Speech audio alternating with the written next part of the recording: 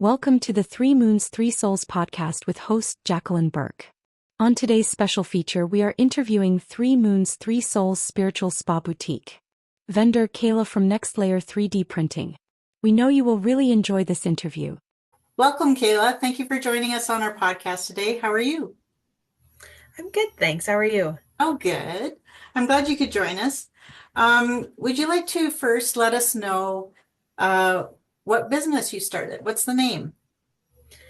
Yeah, we're Next Layer 3D Printing. So it's my husband, Des, and I that run the business together. Oh, cool. And we 3D print articulated figurines, and we've just started doing some accessories and home decor items as well.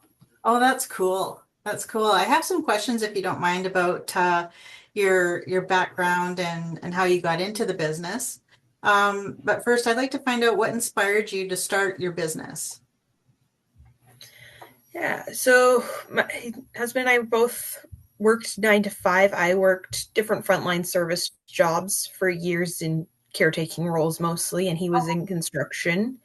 Yeah. So we both were looking to start doing something for ourselves to kind of get out of those industries, especially once we had kids. Construction is so many hours and caretaking is so draining.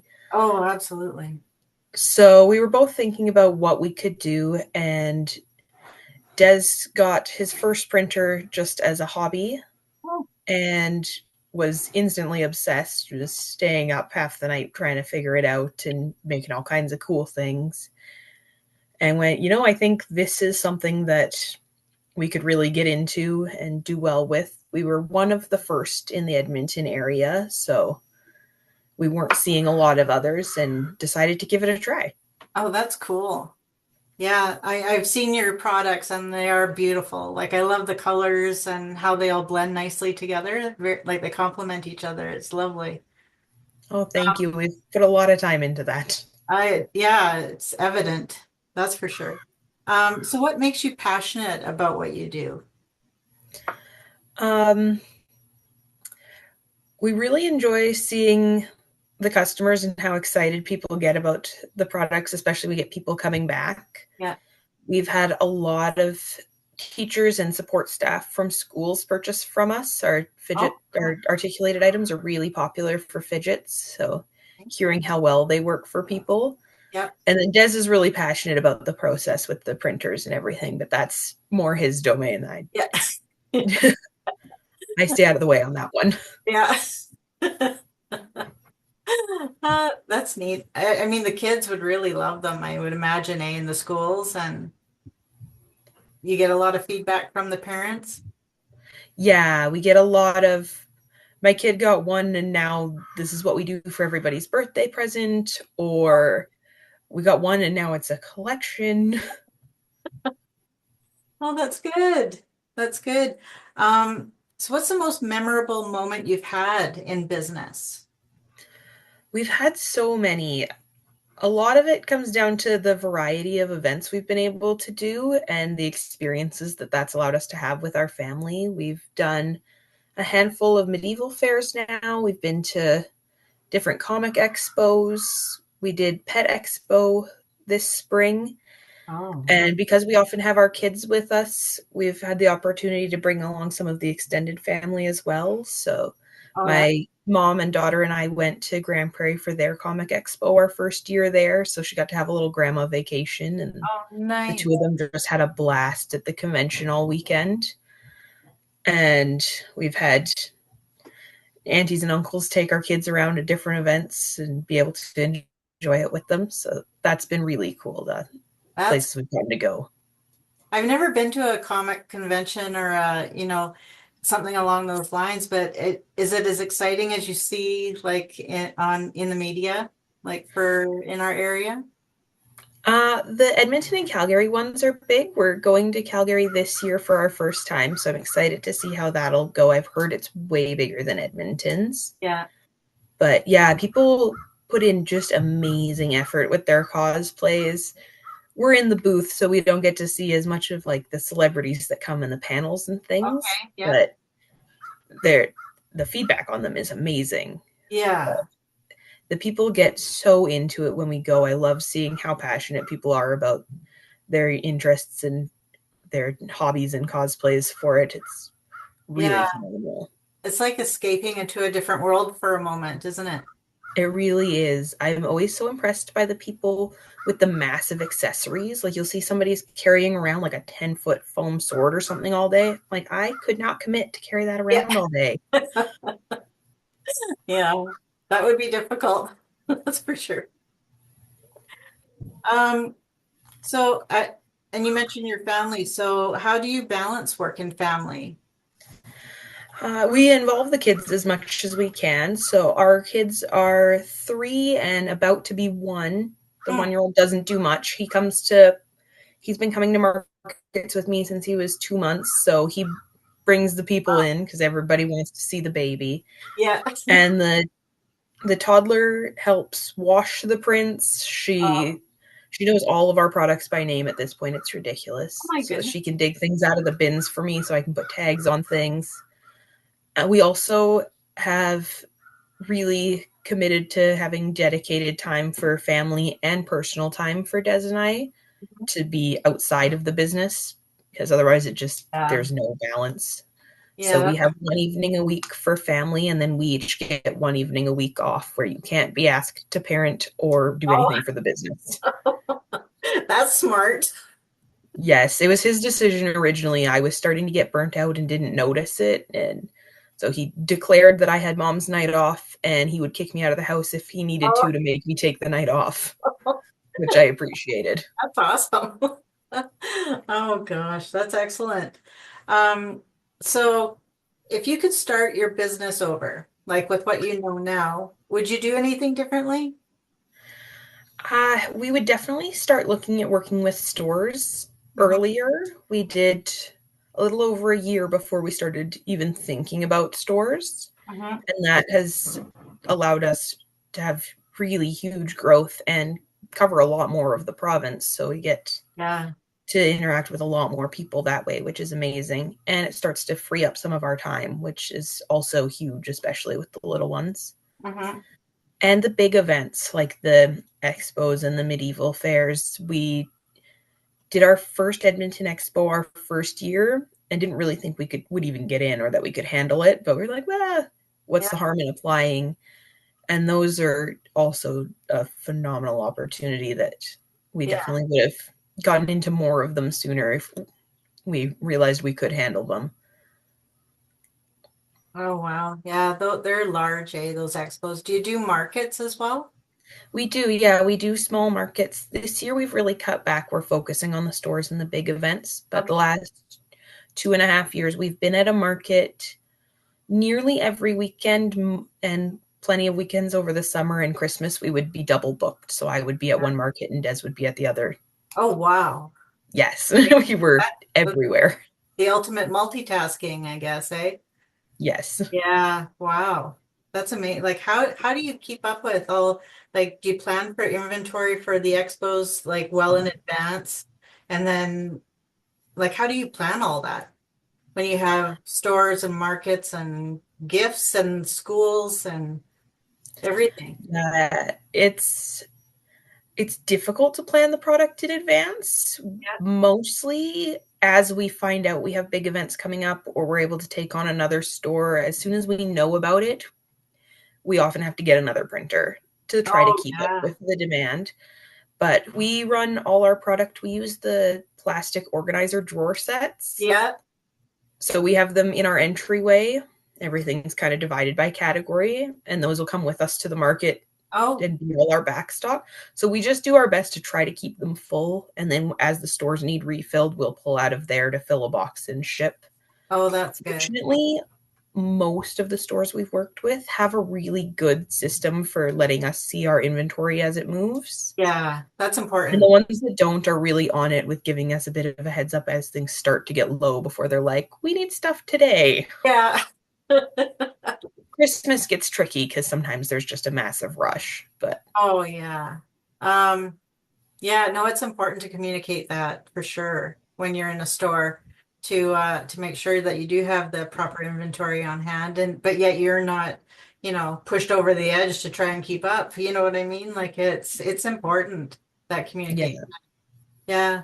Um, So can you share a little bit about how you got into working with stores?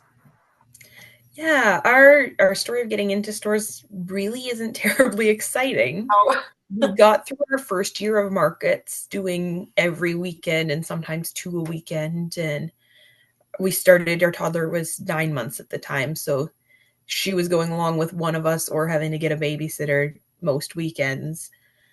And we kind of went, this is great. People want our stuff. We can't be everywhere they need us to be. yeah. And people started asking, can I get your stuff in stores because I can't make it to the markets? Yeah. And with the tactile nature of our product, it just doesn't do well online. You have to be able to pick it up and check it out. Yeah. Online's great for repeat customers, though. Oh, absolutely. That works well. And so we went, okay, well, stores is the next logical step. And we just started applying with a lot of collective shops that take vendors. Yeah. We got lucky. There was one opening in Smoky Lake, and we came across their ad kind of the same week we made that decision and applied with them and got in right away. They've Nice. switched up their business now. They don't do collective anymore, but they were a fantastic starting point to really figure out how stores work. The ladies there were lovely to work with, and they were figuring it out too. So it was easy to work together. There wasn't any expectations on either end. Oh, that's good. That makes it easy. Yeah, and now we're at the point we're in 13 stores across the province, 12 across the province, and one in Ontario. Oh my goodness. So it really was just keep applying. And then this year we did our first wholesale fair. So Oh, we're starting to get into stores that way as well now. oh, that's fantastic. You're gonna need a huge warehouse. It's Yes, that's kind of our next big pain point is we're in a townhouse. Everything is run out of the house and we are running out of room. yeah, I would imagine. My And goodness. outlets. We're running out of outlets for printers. Oh, that's amazing. Yeah, and that's in such a short time too. Yes. Like, congratulations. Thank you. That's fantastic. Yeah, with 13 stores and then all the expos, markets and everything. Oh, pat on the back for sure. Thank you. Yes, it keeps us busy. I would imagine. Well, I'm glad it's something that your children are interested in. Like it's good for them too, you know? It, Yeah, it's been really great to be able to bring them along with us. That's kind of the only reason we were able to make it work. If markets were like your 9 to 5 where you'd have to find childcare and yeah, leave them behind, there was just no way we could do it. But yeah. I would imagine when they see your new products come out, it mesmerizing because they are very beautiful. Like the colors yes, and yeah, it's they've amazing. got quite a collection going. Yeah. Um, so what's the most rewarding part of being a vendor who supplies stores? Uh, for us, it's getting our time back. The stores have allowed us to cut back on the small markets, so Okay. we're not constantly at markets. It's also let us get our stuff into the hands of a lot more people. Yeah. We're as far as Ontario now, there's no way we could be managing events out there as consistently as we can ship product to the stores. Whereabouts in Ontario are you?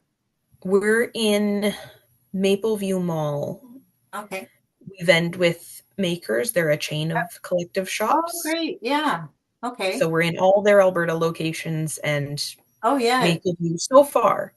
Yeah. But we keep applying for when they have openings in the rest of their shops. Hopefully we'll get into BC and more of Ontario this year Yeah. No, if give them a they have plug. room for us.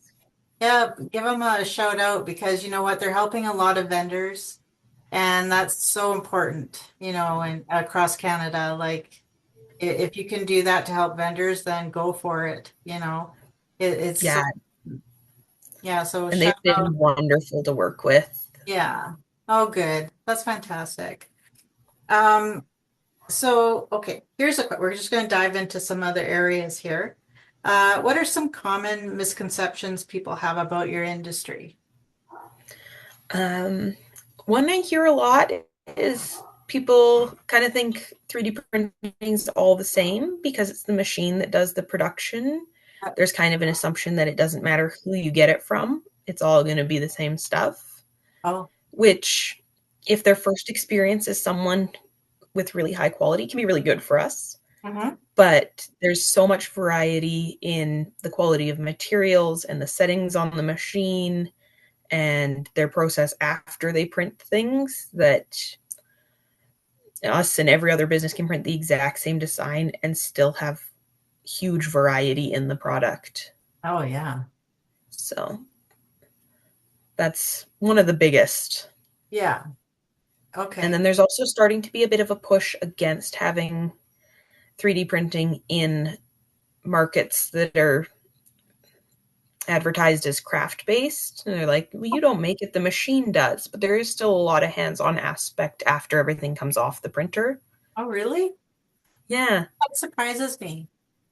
That would, I don't know. I look at it as a craft. Like I look at it like you're very talented. It's your craft. You know what I mean?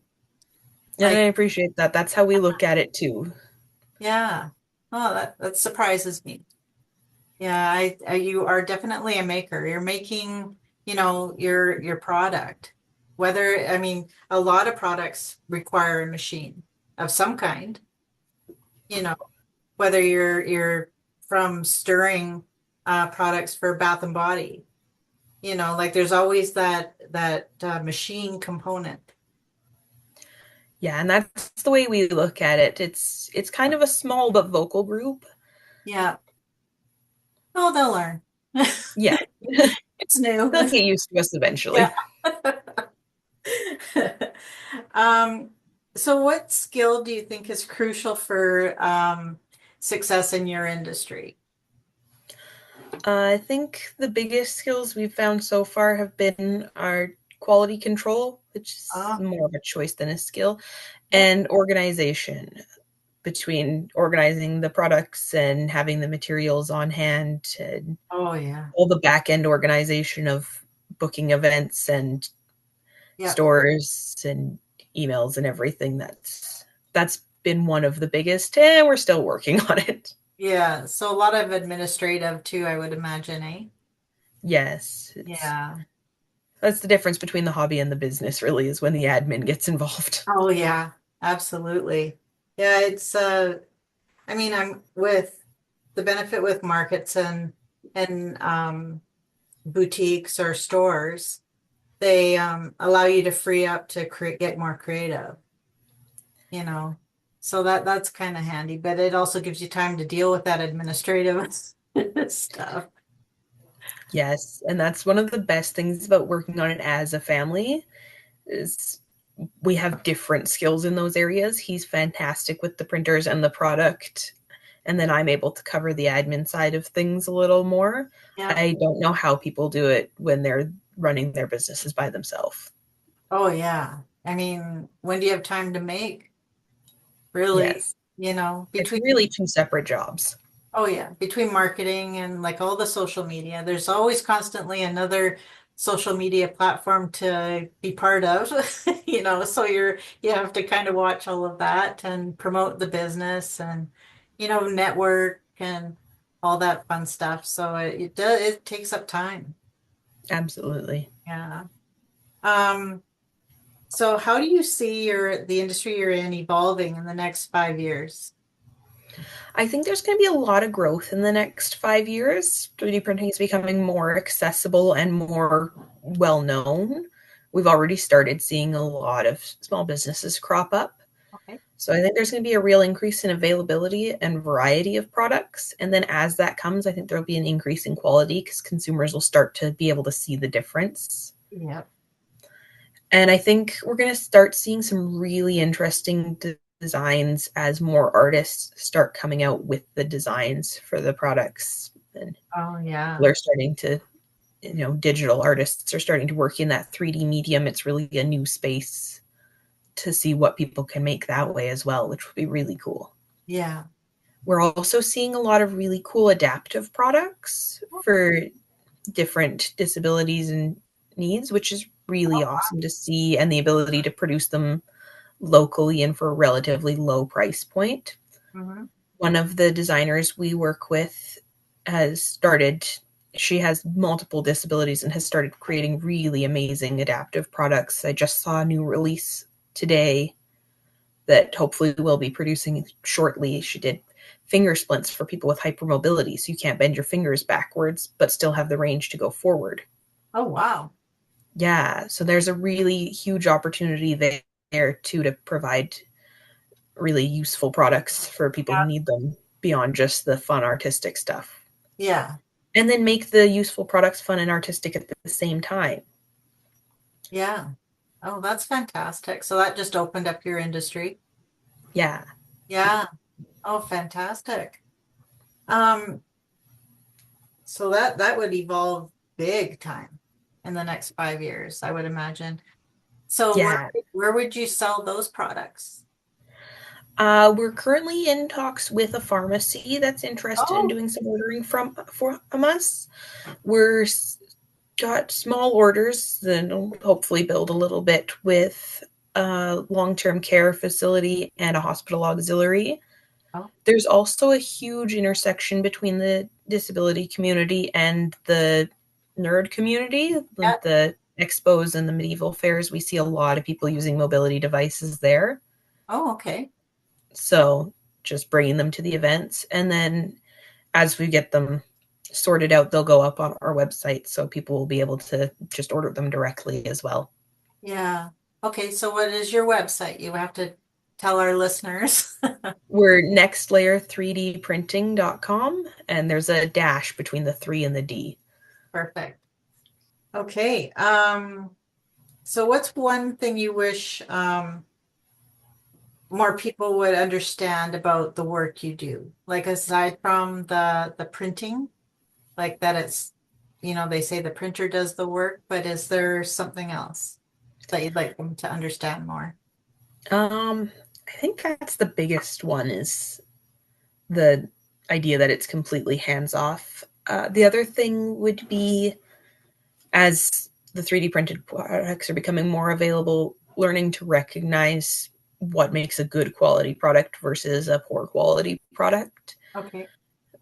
We've heard from people who've had really bad experiences, like they bought something for their kid and it's destroyed before they get home. And we don't want to see anybody waste their money like that, and then they're turned off of 3D printed products. So that'll be a big one. We're going to start pushing some educational content on the social media to try to help with that. Oh, that's good. Do you get the opportunity to talk or speak about your products at some of these expos? Do they give you that platform? Not typically. No. No, they're usually the expos that we've done have been like fan expos, so the Okay. panels are more based around whatever the media is that they're highlighting there. Oh, okay. Yeah, there's some like technology and manufacturing expos, but we haven't really gotten too involved with those yet. Yeah. So it could be something to look at moving forward. Yeah, that'd be cool. I'd love to see that actually, because you go to the expos and you wonder, like that's the first thing that you think of is, geez, how did they make that? You know, and it's important to get that information out to people so they have a clear understanding. I think. Yes, my best explanation so far of how the 3D printers themselves work has been to say Yeah. it's like a hot glue gun on a robot. The end Yeah. heats up and it just melts out really slowly and then the robot moves it around. That's cool. Like I'd love to be able to watch that like from start to the end, just to see how it all, transpires and grows and becomes, starts from scratch on up to becoming a beautiful piece of art. You know, the work that you and your husband do is very artistic. Thank you. Yeah. They're exciting to watch if they're time lapsed Yeah. because they take hours and hours. Yeah. Yeah. Otherwise, it's like watching grass grow. Yeah. Might lull me to sleep. Yes. Well, yeah, but that would be cool maybe to see that, in your studio where you do your work. Um, you know, just to see how it all happens. That'd be neat. Yes, I got to get a few of those videos put together to get out there. Yeah, that's cool. Um, okay. So we're gonna talk about a little bit on vendor store relationship. Um, So how do you approach building and maintaining strong relationships with the store? Do you find, is it in communication, or do you find it's in, you know, uh, customer base or? So far, I think a lot of it is the communication. Um, the starting the relationship for us mostly has just been through an application. Oh, okay. We've had two people that we've known from markets that have actually started collective shops since then. So those were the easiest relationships to build and maintain because there was already a foundation of Oh, one was a market organizer who transitioned into running a shop and we'd been doing her markets for a while. And the other one was another vendor who okay. we already had a close relationship with. Yeah. Um, as far as building the relationship, once we're able to get around in person, it's a little bit easier. Yeah. You can only get to know someone so well. The Yeah. occasional, like, hey, do you still have enough stuff? Emails. Yeah. Yeah. But that's another area where the teamwork between Des and I really helps out. He's really quick to help with physical tasks, like they're, somebody's setting up a new building and let us know if you need help moving shelves or whatever. He's a big muscle guy and lifts everything for people all the time. But he's not particularly social, so then that's where I step in and can get to know people outside of the business. It's a good teamwork for us. Balance, eh? Yes. Yeah, that's good. Right on. Um, okay. So what are some of the biggest opportunities for vendors to collaborate with stores that you can share with other vendors? Yeah, I think collective shops are definitely the best way to get started because they know that you're also running markets and are experienced working with the small local businesses. And then if you've reached a point where you can handle it and have the profit margins for it to be realistic, wholesale is something we're just getting into, but it's an exciting next step. Yeah. But I think the biggest piece of advice would be just to apply. The worst they can do is say no. And usually it's a not for now. You can apply again later if things change. Yeah. Okay, I have one more question for you. And if you, with what you know now, what would you have recommended to you just starting out? With what we know now, my biggest recommendation Yeah. would probably be to put a little bit more time into planning for the future a little bit earlier. Okay. One of the biggest things we actually did start quite early. It was a couple months into running the business. We started doing after action reports after our markets or any other big events to have the time to reflect and plan for the next event. And that was a huge help. But we were still doing it on a really small scale, just like market to market. Yep. And now we've reached the point where we're having formal meetings, which is hilarious because we live together. But we have formal quarterly meetings to look back and then plan for the next stage, Okay. which has been really helpful. And I wish we would have started doing that earlier to have more of a big picture plan a little bit sooner. Yeah. Okay. So just, yeah, have a different layout, Yeah. like a different grid to follow. Right. Yeah. We really started thinking the growth would be much slower and like, oh, we do one market here and there, and things really blew up quite quickly. So a Yeah. little more forethought and planning might have saved us a bit of struggles early on. Yeah. Okay. Well, that's good And to we wouldn't know. have reorganized furniture to fit more printers quite so many times if we knew we were going to get so many right off the bat. So many moving tables. Yes. Well, thank you so much, Kayla. It's been lovely having you and sharing your business with us, and how things work and where you're going and all this excitement. Like, I can't believe it. I'm just dumbfounded, actually. All, like, every platform you have is wonderful for you. Thank Yeah. you. Yeah. Like, it's just congratulations. And I'm still can't believe how a short period of time you've built all that so quickly. Yeah, that's wonderful. You should be proud. Thank you so much. We are. Yeah, that's good. Well, thank you so much, Kayla, and we look forward to having you back possibly in the next season if that's okay, and maybe we can touch base and see where you guys have grown to at that point. That would be wonderful. Oh, excellent. Thank you so much. Thank you for joining us at the Three Moons, Three Souls podcast.